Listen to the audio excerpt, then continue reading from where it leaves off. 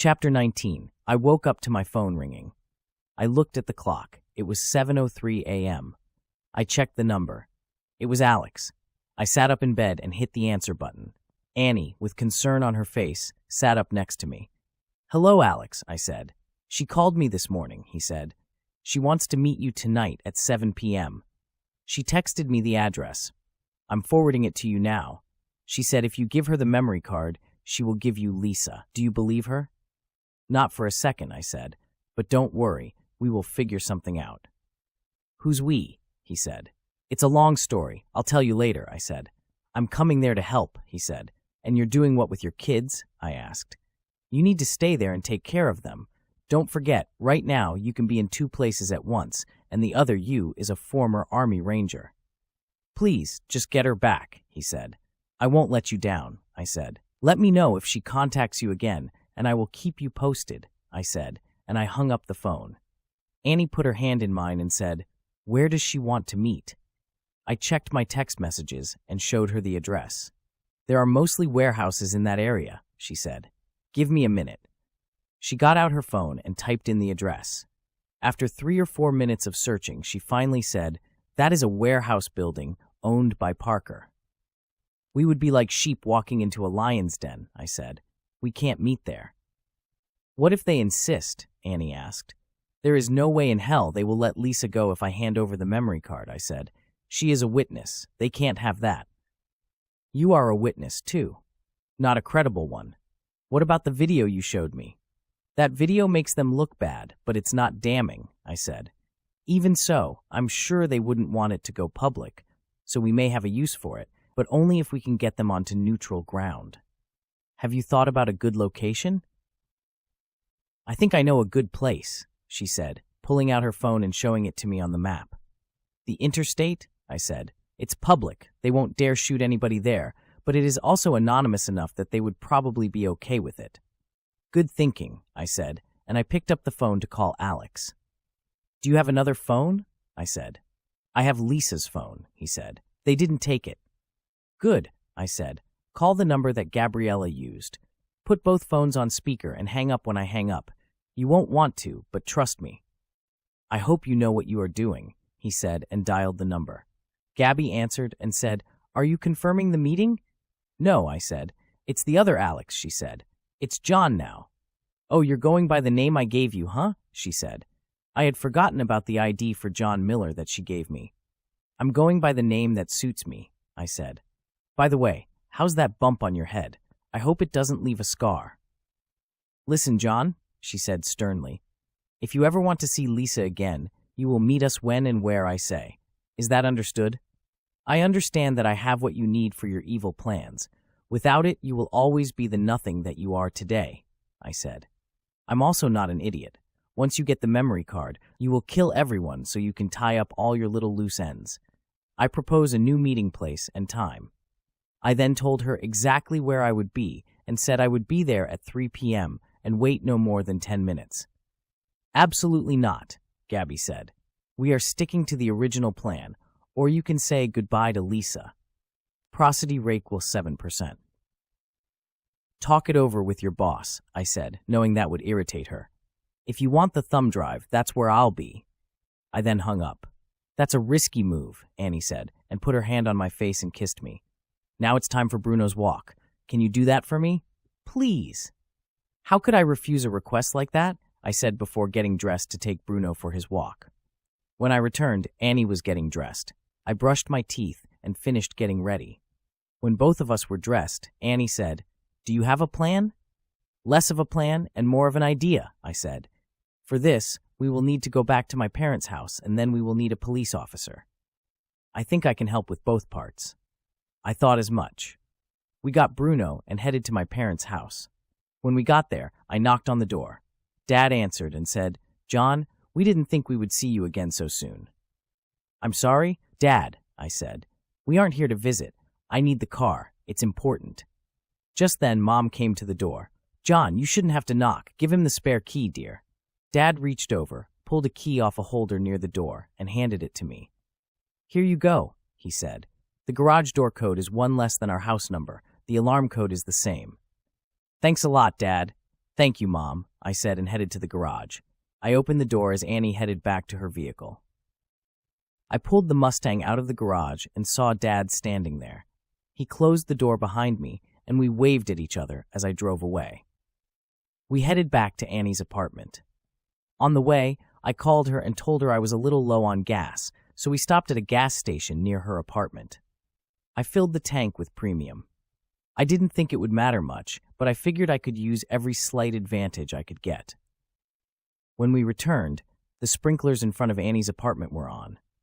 I found a small area of wet dirt, picked some up, and rubbed it on my license plate. It wasn't perfect, but it made the plate hard to read. "What are you doing?" Annie said. "I don't want them reading the license plate," I said. "It will lead them to my parents and possibly you." "Pretty smart," she said. After we went inside, I washed my hands, and Annie cooked us a couple of veggie omelets. It was 11:30 by then. Too late for breakfast, but I didn't care. I was hungry, and they were good. She added a little cheddar cheese to them, which made them quite tasty. After we ate, we made love again. We didn't talk about it, but I think we both knew we were embarking on something potentially deadly. I figured if today was my last day, I was going to make it a good one. We stayed in bed until it was almost time to go, then we got dressed. I put my clothes back on, but Annie put on her police uniform. She put Bruno's police vest on, while I attached my gun holster. It was a little awkward at first, but I soon found a comfortable position for it. We left together and headed for the rendezvous point. I followed Annie to a fast food restaurant near the on-ramp to the highway. She parked in their parking lot, and I pulled in next to her, got out, and went to her door. She lowered the window and kissed me. "If this goes sideways," I said, "I want you to know that even though it has only been a couple of days, I know, well, I love you too," she said. "Now, do what we planned, and we will be fine." "Okay," I said and got back in my car. I pulled out of the parking lot and got onto the on-ramp. Once I merged onto the highway, I drove 0.2 of a mile, pulled over onto the shoulder, and waited. It was 4 minutes before 3. I waited until almost 5 minutes after 3, and a car pulled in behind me. It was a white, 4-door sedan. A man was driving, and Gabby was in the passenger's seat. I picked up the phone and called Annie. "They're here," I said. I saw the front doors open, so I got out of the car. Gabby and the driver came together in front of their vehicle. Her henchman pulled out his gun and pointed it at me, but he kept it low, probably to shield it from the view of oncoming traffic. Gabby was carrying a laptop in her right hand. "Do you have my thumb drive?" "I want to see Lisa." Gabby turned and nodded at the car. The passenger side back door opened, and Lisa came out. The other man in the car came out behind her. It was David, Gabby's so-called brother. He had a gun pressed to Lisa's back. The two of them moved alongside Gabby, who said, "That's far enough." "Good to see you again, David," I said. I looked at Gabby and then back at him. "I assume you are not really her brother." "Good deduction, Einstein," he said. "I'm not even Mexican. I'm Puerto Rican. We knew you couldn't tell a Puerto Rican from a Mexican if your life depended on it, and it kind of did." I took the thumb drive out of my pocket and held it up. "This is what you want," I said. "Let her go, and I will give it to you." Gabby looked at David, who grabbed Lisa's hair and pulled it down hard. She screamed. "Give it to me now," she said. "If it is legit, I will be happy to get rid of her." I tossed the card to her, and she caught it with her left hand. She opened her laptop and inserted the thumb drive. She moved her finger around the touch sensor, hit a few keys, and stared at it intently for about 30 seconds. "I also included a video that may interest you," I said. "I have that scheduled to publish on several different video platforms by morning if I don't stop it." Gabby watched part of the video and said, "This is nothing. Nobody will believe it is real. Even if they do, it's vague and proves nothing." "Enough people will believe it to cause a cloud of doubt about what you are doing," I said. "There will have to be an investigation. I'm sure you don't want that." "We got what we need," Gabby said, turning to David. "Take her back to the car." Just then, Annie pulled behind their car with her lights flashing. The two men immediately tucked their guns into their pants. Annie got out, opened the back door, and let Bruno out. She approached and said, "Is everything okay here?" "Yes, officer," I said. We had some car trouble, but these fine folks helped us figure out the problem. Come on, Lisa, we should get on the road. I held my hand out, and she hesitated for a second, but then walked toward me. David started to move, but Bruno growled at him and showed his teeth. He stopped. Lisa and I got in the car, and just as I started to pull away, I saw more flashing lights. It was a state trooper. Shit, I said. What's wrong? Lisa asked. We just lost our protection. Lisa looked through the mirror, probably trying to figure out what I was talking about, then looked at me. What protection? Who exactly are you anyway? First, you bring that psycho bitch into our lives, and then you rescue me from her. I saw in the mirror that Gabby's car was back on the road, but the state trooper was still delaying Annie. It would take too long to explain right now, I said and stepped on the gas. Suddenly, the traffic started getting heavy. I saw Gabby's car gaining on us, so I jumped onto the shoulder and passed about 10 cars before the exit came up. I quickly got into the exit lane, but that was also backed up. Put your seatbelt on, I said, and we both buckled up. Gabby's car was in the breakdown lane when I looked up. They were gaining on us, and we were stuck. The exit lane was long and narrow. There wasn't enough room to get on the shoulder and pass cars. Gabby's car had reached the exit, and only one car stood between us and them. When we got to the end, I merged onto another busy road. The road had 3 lanes in each direction, and I managed to gain a little breathing room by weaving in and out of traffic. But the driver of the sedan was no slouch and soon picked up the lost ground. I wanted to get out of the heavy traffic, so I jumped into the right lane and turned down a side street that looked good. It was between 2 shopping plazas. Once I cleared them, I was on a narrow, winding road. It was a risky move. I had no idea where the road led. It could have dead-ended ahead. We passed by several large homes, slowly gaining altitude. This place was hillier than the surrounding area. I saw in the mirror that Gabby's car was keeping up with us, so I stepped on the gas. The road was winding and narrow. I was concerned that we would collide with another vehicle coming from the other direction, but my more immediate concern was behind us. I had a plan, but I needed to put some distance between us and them. I stepped harder on the gas and told Lisa to hang on. I was looking for a place to hide and soon found it. The road ahead veered to the left and went down, but straight ahead was a driveway that went up a steep angle. I took the driveway at full speed and let gravity slow us down. When we reached the top, the driveway turned to the right, out of sight of the road. I quickly got out of the car, pulled my gun, and pointed it over the trunk toward the turn of the driveway. I heard the car go by and relaxed. Just then, I heard the cocking sound of a shotgun. "Don't move," a voice said. "Put the gun down and turn around." I set the gun on the car's trunk and slowly turned around. I kept my elbows down, but put my hands up so he could see they were empty. "I can explain," I said. "You're on my property, uninvited," he said. He was an older man with white hair and a white beard. "Yes, I'm sorry about that," I said. "People are trying to kill us. We used your property to escape them." "Right," the man said. "Who are you really, and why are you on my property?" By then, Lisa was out of the car and said, "He's telling you the truth. I was kidnapped, and this man saved my life." The man looked at me, and I said, "Well, it didn't go exactly as planned. That is why I was pointing my gun at the driveway. People were pursuing us." "That sounds like a bullshit story to me," the man said. Just then, my phone rang. "Can I get this?" I asked the man with the gun. "Slowly," he said. It was Annie. I answered and said, "Hi, Annie, we're okay," and then added, "For the moment. We have a situation here. In our attempt to save ourselves, we ended up trespassing and are now being held at gunpoint by a man who is not happy that we drove onto his property. I'm going to put you on speaker. Can you tell him the truth about what just happened?" I pushed the speaker button and held the phone out. Annie said, "Sir, my name is Annie Hansen. I am a police officer with the Fredericksburg Police Department. About 20 minutes ago, I aided in a kidnapping rescue attempt.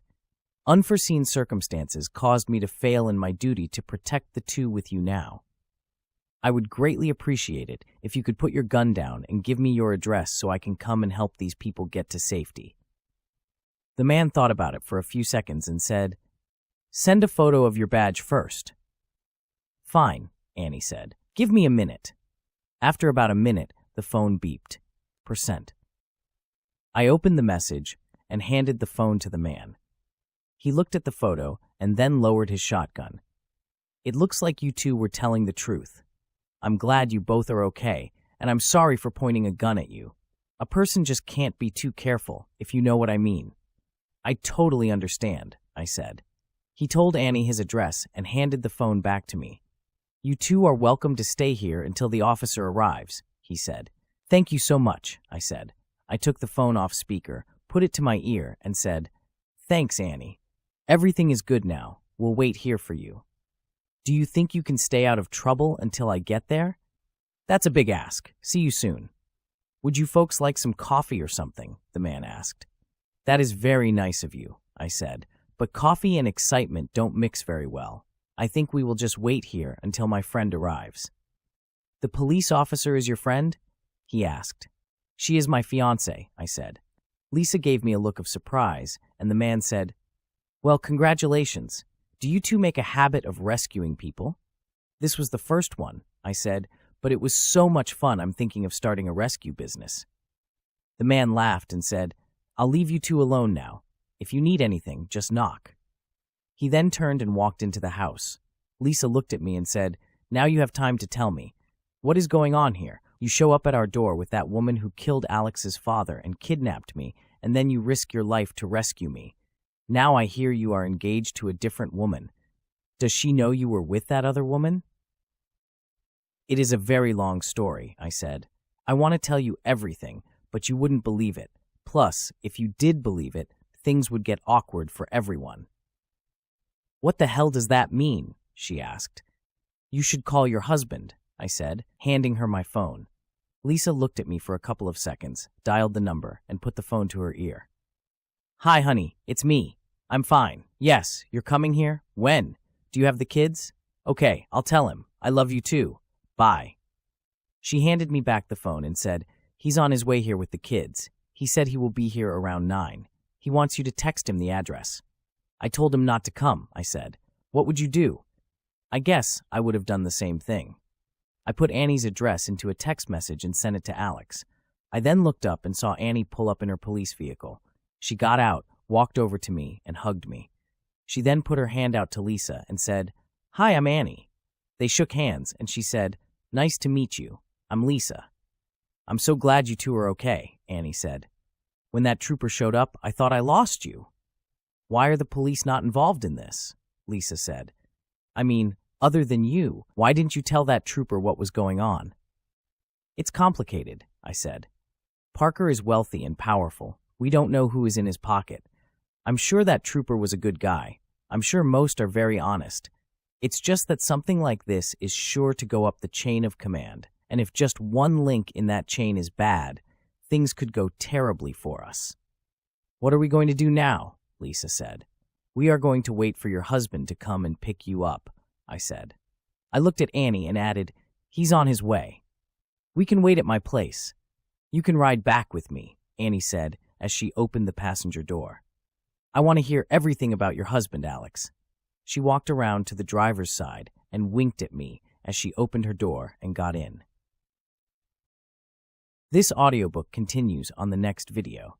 For more information on this book and others by this author, please visit charleshuss.com.